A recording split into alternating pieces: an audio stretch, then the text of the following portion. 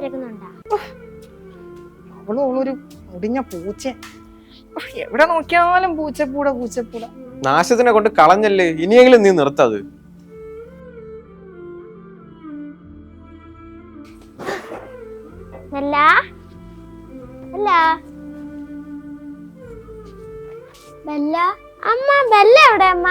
വല്ലതും കഴിച്ചോണ്ട് ട്യൂഷൻ ആണോന്നില്ല അവക്ക്.